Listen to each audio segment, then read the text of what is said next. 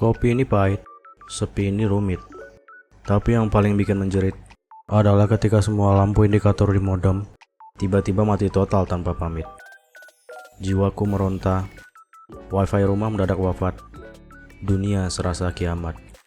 Ya, gara-gara mati lampu, Pak. Daripada saya galau meratapi nasib di kegelapan malam ditemani nyamuk, mending kita rakit alat pengubah takdir. Di video kali ini kita coba bikin UPS khusus buat modem nih, Pak. Biar pas PLN lagi kena giliran padam, wifi di rumah tetap on, dan silaturahmi di grup WA nggak terputus.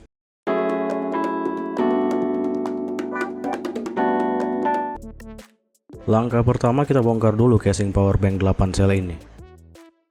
Modul bawaannya ini sengaja saya buang, Pak. Bukannya apa-apa, ini kan cuma powerbank murah. Modul bawaan ya ala kadarnya aja, Pak. Outputnya cuma 5 volt 1 ampere. Ya bisa aja sih tinggal tambahin modul step up, tapi bakalan gak efisien tuh. Jadi ya mohon maaf kita singkirin dulu.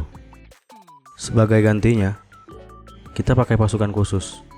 Pertama ada modul XL4015 buat ngecas baterai. Kenapa pakai ini? Biar kita bisa atur arus pengisiannya, Pak. Nggak bikin baterai kaget. Terus buat naikin tegangan ke 12 volt modem, di sini kita pakai TPS 61088. Kecil-kecil cabai rawit nih, Pak. Efisiensinya tinggi. Untuk pengaman baterainya, kita pakai BMS1S aja, Pak. Dan yang terakhir ada konektor XT60. Ini sengaja saya siapin buat jalur baterai eksternal. Kali aja mati lampunya seharian. Tinggal colok baterai cadangan dari luar. Karena kita pakai casing powerbank yang udah jadi, tantangannya adalah gimana caranya biar semua modul tadi bisa masuk dengan rapi. Pertama-tama kita trim dulu bagian plastik yang gak dibutuhin. Nah, untuk bagian input dan outputnya kita kudu ngakalin sedikit nih. Karena bentuk lubang konektornya nggak sesuai sama bahan-bahan yang udah kita sediain. Lubangnya kita tutup dulu, Pak. Nutupnya pakai apa? Yap, baking soda. Tinggal kita taburin ke lubang yang mau ditambal. Habis itu tinggal tetesin pakai super glue, Pak. Ya lumayan sih buat tambal plastik. Kalau mau lebih rapi bisa diamplas, terus di repaint. Tapi kali ini kita biarin aja. Next tinggal ngukur lubang baru yang kita butuhin, Pak. Buat project ginian gak perlu sampai presisi amat sih. Yang penting bisa nempel aja udah keren, Pak.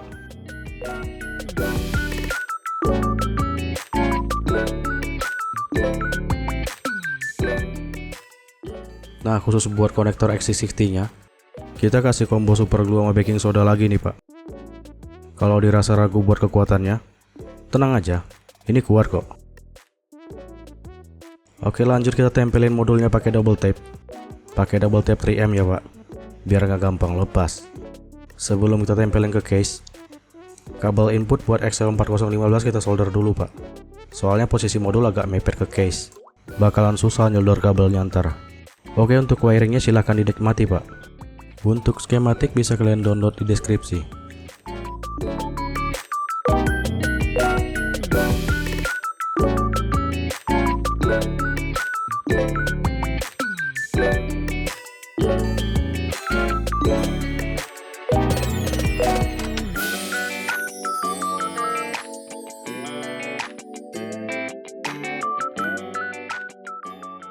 Setelah dilihat-lihat dan dirasa-rasa, kok kayak ada yang ganjel ya. Rasanya kayak kurang pas. Terlalu banyak kabel berseliweran, Pak. Oke, kita revisi lagi. Ada sedikit revisi di modul step up-nya. Yang awalnya fixed voltage, kita bakal bikin jadi variable voltage. Bukan tanpa alasan. Karena kita butuh tegangan sedikit di bawah tegangan PSU. Biar UPS-nya bisa seamless tanpa jeda, Pak. Nah, kira-kira revisinya kayak gini, Pak. Kita pakai PCB bolong, biar sambungan antar modul bisa lewat bawah. Lumayan rapi lah ya. Oke, sebelum baterai kita masukin ke modul, alangkah baiknya kita cek tegangan dan arus output dari modul XL4015-nya, Pak. Untuk tegangannya kita set kurang lebih di 4,2 volt. Dan arus keluaran kita limit di 1 ampere. Kenapa cuma 1 ampere? Banyak pertimbangannya sih. Yang pertama, kebanyakan arus keluaran dari adapter modem paling banter ya 2 ampere di 12 volt. Kalau kita set output ampere di modulnya ketinggian, adaptornya bakalan protek, Pak. Pertimbangan kedua ya biar baterainya awet, Pak. Istilah kerennya slow charge. Untuk baterai juga kudu diperhatiin nih, Pak. Jangan sampai ada tegangan yang imbalance, Pak. Usahain tegangannya sama atau paling maksimal selisihnya 0,2 volt, Pak.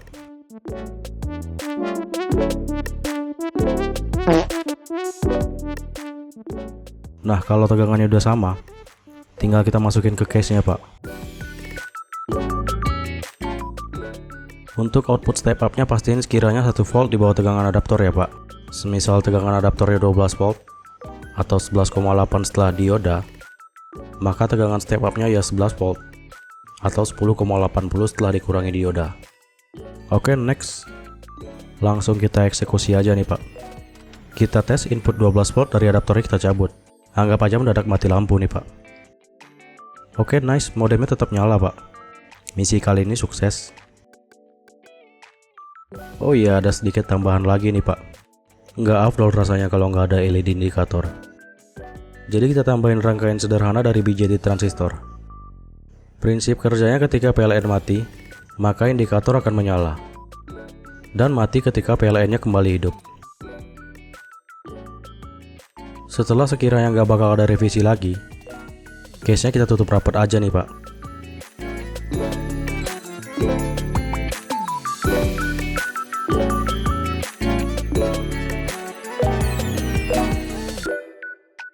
Bagi yang nanya, Pak, XT60-nya buat apa sih?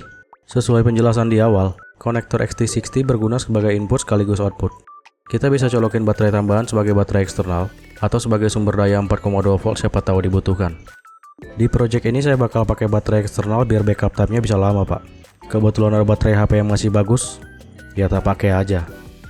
Agak eksperimental dan maksa sih sebenarnya. Buat yang YTTA aja nih, Pak. Oh ya, sebelum kita colokin, pastiin dulu tegangan antara baterai eksternal dan internalnya sama dulu ya, Pak. Finishing touch-nya aneh kasih velcro, Pak.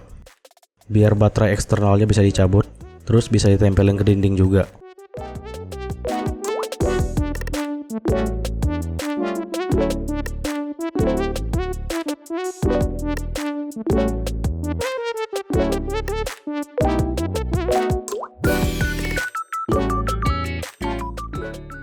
Oke, sekian dulu video dari saya. Mudah-mudahan bisa membimbing kalian ke jalan yang benar. Like video ini jika kalian suka. Dislike jika ngerasa videonya nggak guna. Subscribe biar gak ketinggalan video-video aneh lainnya. Until next time, keep DIY.